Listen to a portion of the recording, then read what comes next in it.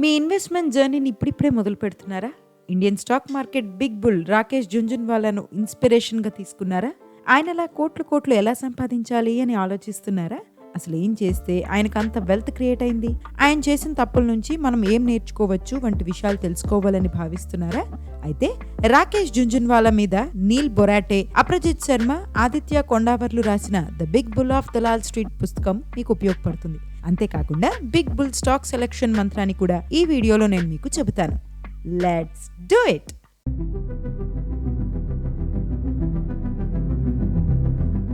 ఈ వీడియోని 3 సెగ్మెంట్లుగా డివైడ్ చేశాను. Segment 1 things to learn from Rakesh Jhunjhunwala.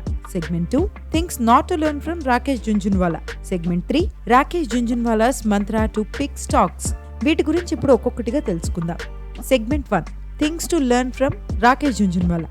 Faith in India's growth story. India growth పై రాకేష్ జుంజున్వాలాకు చాలా నమ్మకం ఉండేది. ఇంకా చెప్పాలంటే ఆయనకున్న సంపదతో ప్రపంచంలో ఏ స్టాక్ మార్కెట్లోనైనా సెటిల్ అవ్వచ్చు. కానీ ఇండియా మార్కెట్లని ఆయన విడిచిపెట్టలేదు. గ్లోబల్ స్టోరీ కన్నా ఇండియా స్టోరీ పైనే ఆయనకు నమ్మకం ఎక్కువగా ఉండేది. 2023లో దేశీయ సూచీల బుల్ రన్ ని చూస్తే ఆయన నమ్మకం వమ్ము కాలేదని స్పష్టమవుతుంది. 2023లో ఎన్ఎస్సి నిఫ్టీ 19%, బిఎస్సి సెన్సెక్స్ 18% పెరిగాయి. ఇండియన్ స్టాక్ మార్కెట్ పై రాకేష్ జుంజున్వాలాకు ఉన్న నమ్మకమే ఆయన్ని బిగ్ బుల్ ఆఫ్ ఇండియాగా చేసింది. సూచీలు ఎప్పుడు పతనమైనా ఆయన పాజిటివ్ స్టేట్మెంట్సే చేసేవారు. 2000.com bubble burst, 2008 financial crisis, ఇలా ఏ సంక్షోభంలోనైనా ఆయన బయ్యర్ గా ఉన్నారు. 2020 కోవిడ్ సంక్షోభం సమయంలోనూ తొలినాళ్లలో సెల్లర్ గా మారినప్పటికీ ఆ వెంటనే బయింగ్ సైడ్ వచ్చేశారు. ఇండియా గ్రోత్ పై ఆయనకున్న నమ్మకం ఇందుకు కారణం.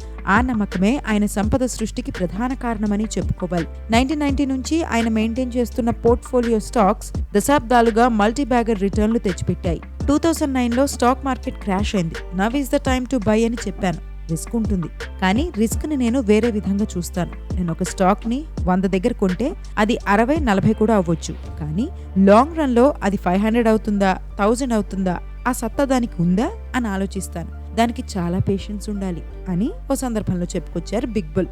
ఒకప్పుడు రాకేష్ జుంజున్వాలా చెప్పిన మాటలు ఇప్పుడు నిజమవుతున్నాయి. ప్రపంచం మొత్తం ఇండియా వైపు చూస్తోంది. ఇండియాకు బ్యూటిఫుల్ ఎరా మొదలైందని నివేదికలు బయటకొస్తున్నాయి.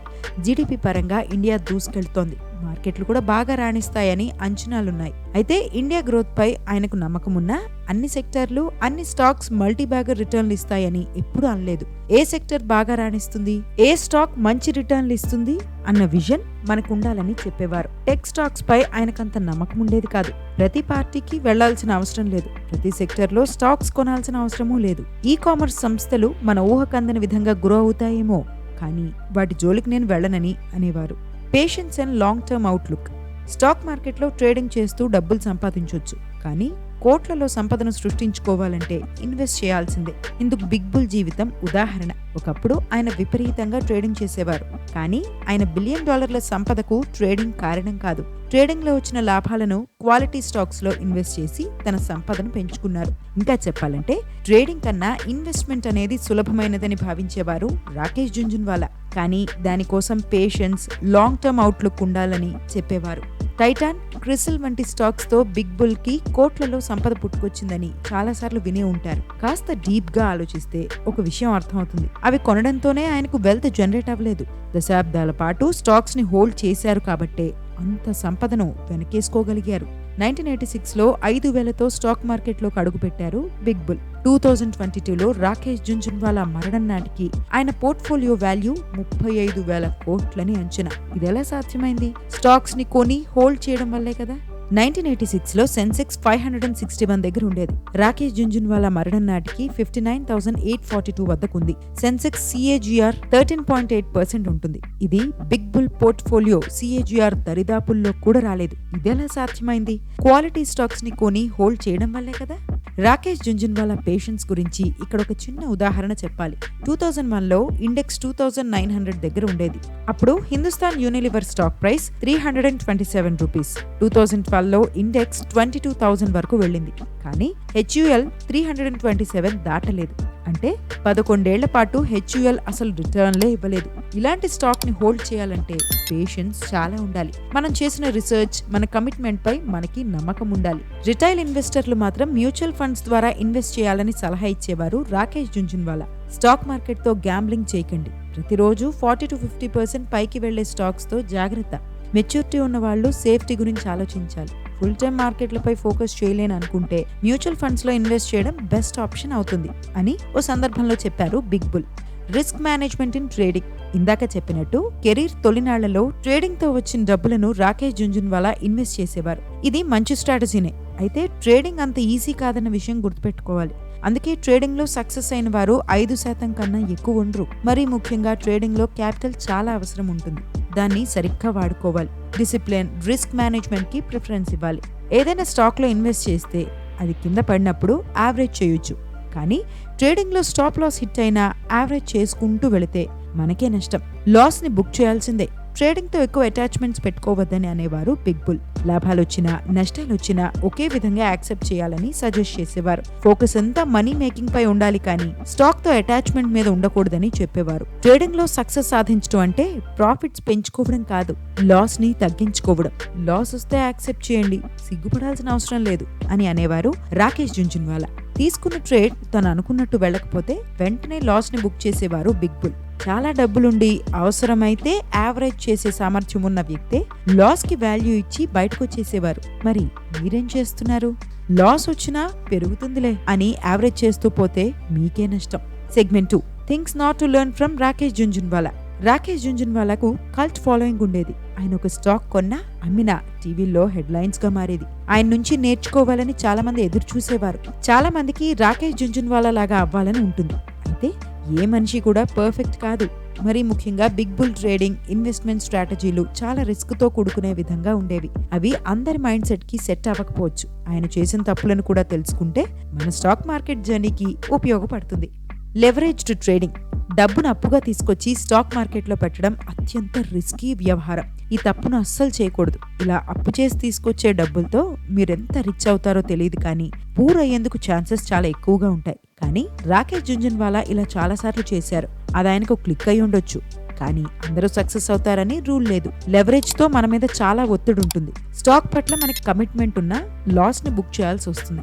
లెవరేజ్ అనేది స్మోకింగ్, డ్రింకింగ్ హ్యాబిట్స్ తో సమానం. కంట్రోల్లో ఉంటే పర్లేదు, ఒక్కసారి కంట్రోల్ తప్పితే ఇక అంతే. మనల్ని కాపాడడానికి కూడా ఎవ్వరూ రారు అని ఓ సందర్భంలో చెప్పుకొచ్చారు బిగ్ బుల్. మీరు కూడా ఎంత లెవరేజ్ తీసుకుంటున్నారో చూసుకోండి. మీరు లెవరేజ్ ని కంట్రోల్ చేయాలి కానీ అది మిమ్మల్ని కంట్రోల్ చేసే స్టేజ్ కి వెళ్ళకూడదు. Concentrated portfolio. రాకేష్ జుంజున్వాలా దగ్గర ఉన్న 98% మనీ ఈక్విటీలోనే ఉండేది. కానీ ఫైనాన్షియల్ ప్లానింగ్ ప్రిన్సిపల్స్ కి ఇది పూర్తిగా విరుద్ధం. స్టాక్ మార్కెట్ అనేది రిస్క్ తో కూడుకున్న వ్యవహారం. లాంగ్ టర్మ్ లో మంచి లాభాలు వస్తాయి కానీ షార్ట్ టర్మ్ లో చాలా అప్స్ అండ్ డౌన్స్ ఉంటాయి. మన పోర్ట్ఫోలియో డౌన్ అయిపోతూ కనిపిస్తే ఆ స్ట్రెస్ ఇంకా ఎక్కువే ఉంటుంది. అందుకే స్టాక్ మార్కెట్ తో పాటు గోల్డ్, బాండ్స్ వంటి ఇతర అసెట్స్ లో కూడా ఇన్వెస్ట్మెంట్స్ చేయాలి. అప్పుడే మన పోర్ట్ఫోలియో డైవర్సిఫైడ్ గా ఉంటుంది. తాను చేసే తప్పులను ఎవ్వరూ చేయవద్దని చెప్పేవారు బిగ్ బుల్. ఇన్వెస్టర్ గా మీ మొదటి బాధ్యత అసెట్ అలొకేషన్. కేవలం ఈక్విటీలోనే ఎందుకు ఇన్వెస్ట్ చేయాలి? డెట్, గోల్డ్, ల్యాండ్, బాండ్స్ ఇలా చాలా ఆప్షన్స్ ఉన్నాయి. రాకేష్ జుంజున్వాలా పెట్టాడు కదా అని చెప్పి మీరు కూడా మీ మొత్తం డబ్బులను మార్కెట్లో పెట్టకండి అని ఓ సందర్భంలో చెప్పారు. కేవలం ఈక్విటీలోనే ఇన్వెస్ట్ చేయడం వెనుక ఆయన రీజన్స్ ఆయనకున్నాయి. కానీ అందులో రివార్డ్ ఎంత ఉంటుందో రిస్క్ కూడా అంతే ఉంటుంది. ఫ్యూచర్ కోసం ప్లాన్ చేస్తున్నప్పుడు మనం ప్రశాంతంగా ఉండాలనుకుంటే పోర్ట్ఫోలియో డైవర్సిఫైడ్ గా ఉండాల్సిందే. Taking health lightly. Big bull of India Rakesh జుంజున్వాలాని దిగ్గజ ఇన్వెస్టర్ వారన్ బఫెట్ తో చాలా మంది పోల్చుతారు. అయితే వీరిద్దరి మధ్య ఒక పెద్ద డిఫరెన్స్ ఉంది. బఫెట్ తన హెల్త్ కి వాల్యూ ఇస్తారు, జుంజున్వాలా ఇవ్వలేదు. మీకు తెలుసా, బఫెట్ సంపదలో 99% ఆయన 52 ఏళ్లు దాటిన తర్వాతే వచ్చింది. అది కాంపౌండింగ్ కున్న పవర్. బఫెట్ వయసు ఇప్పుడు 93. రాకేష్ జుంజున్వాలా కూడా సక్సెస్ఫుల్ ఇన్వెస్టరే, డౌటే లేదు. కాంపౌండింగ్ కారణంగా మన బిగ్ బుల్ సంపద ఎన్నో రెట్లు పెరుగుతుంది, డౌటే లేదు. కానీ దాన్ని చూడ్డానికి ఆయన మన మధ్యలో లేరు. హెల్త్ ని పట్టించుకోకపోవడంతో కిడ్నీ వ్యాధి, కార్డియాక్ అరెస్ట్ తో 62 ఏళ్ల వయసులోనే ప్రాణాలు విడిచారు. అందుకే గొప్ప ఇన్వెస్టర్ గా ఎదగాలంటే మనం మన ఆరోగ్యాన్ని కూడా జాగ్రత్తగా చూసుకోవాలి. Aim to live longer, to let compounding work for you. Segment 3, Rakesh Jhunjhunwala's mantra to pick stocks. Rakesh Jhunjhunwala తన స్టాక్స్ ని ఎలా సెలెక్ట్ చేసుకునేవారు? ఇన్వెస్ట్మెంట్ చేసే ముందు ఆయన ఏ పారామీటర్స్ ని చూసేవారు? ఒక స్టాక్ మల్టీ బ్యాగర్ అవుతుందా లేదా అనేది ఆయనకి ఎలా తెలిసేది అన్న విషయాలు తెలుసుకునేందుకు చాలా మంది ఇంట్రెస్ట్ చూపిస్తూ ఉంటారు. వీటిపై ఆయన చాలా ఎక్స్ప్రెసివ్ గా ఉండేవారు.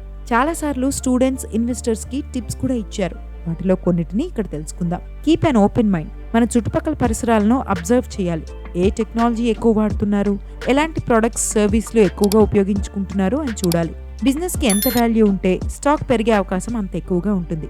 ఆపర్చునిటీ, వస్తున్న అవకాశాలను ఆ కంపెనీ ఎలా ఉపయోగించుకుంటోంది, దాని ద్వారా కంపెనీ మార్కెట్ సైజ్ ఎలా పెరుగుతోంది అనేది ట్రాక్ చేయాలి. అదే సమయంలో బిజినెస్ మోడల్కి ఎంట్రీ బ్యారియర్ ఉందా అనేది చూడాలి.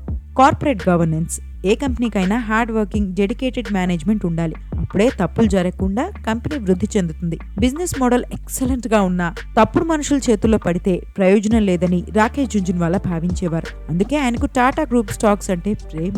టాటా గ్రూప్ మేనేజ్మెంట్ ని చూసే ఆయన ఇన్వెస్ట్ చేసేవారు. కాంపిటేటివ్ ఎబిలిటీ, బిజినెస్ లో ఇతర సంస్థలతో పోల్చితే మనం ఇన్వెస్ట్ చేసే కంపెనీకి ఎడ్జ్ ఉండాలి. అది టెక్నాలజీ పరంగానైనా బ్రాండ్ పరంగానైనా పర్లేదు, కానీ మార్కెట్ లీడర్ గా ఉండాలి.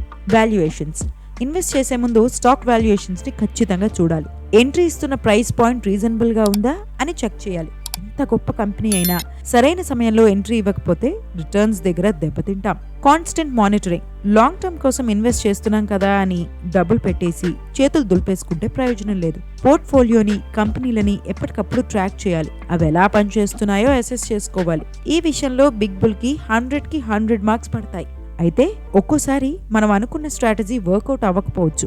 అలాంటప్పుడు సెల్ చేయడమే బెటర్. మరి ఒక స్టాక్ ని ఎప్పుడు సెల్ చేయాలి అన్న విషయంలో బిగ్ బుల్ దగ్గర ఒక స్ట్రాటజీ ఉంది. స్టాక్ పీక్ అవుట్ అయినా, బిజినెస్ పీక్ అవుట్ అయినా నేను సెల్ చేస్తాను. ఇక్కడికన్నా వేరే చోట ఎక్కువ డబ్బులు వస్తాయని నాకు అనిపిస్తే సెల్ చేస్తాను. సెల్లింగ్ అనేది స్టాక్ మార్కెట్ తో సంబంధం లేకుండా ఇండివిజువల్ డెసిషన్ పై ఆధారపడి ఉంటుంది. నేను లాస్ తీసుకోను, సెల్ చేయను అని కూర్చుంటే మనకే నష్టం అని ఓ సందర్భంలో అన్నారు రాకేష్ జుంజున్వాలా. ఇది ఫ్రెండ్స్ ఇవాల్టి వీడియో. మీ ఫైనాన్షియల్ గ్రోత్ కి ఈ వీడియో ఉపయోగపడుతుందని ఆశిస్తున్నాను. ఇలాంటి మరిన్ని కంటెంట్స్ కోసం మన pen and voice stories channel ని సబ్స్క్రైబ్ చేసుకోండి. ఈ వీడియోని లైక్ చేసి షేర్ చేయండి. Until next video, dream, achieve, inspire.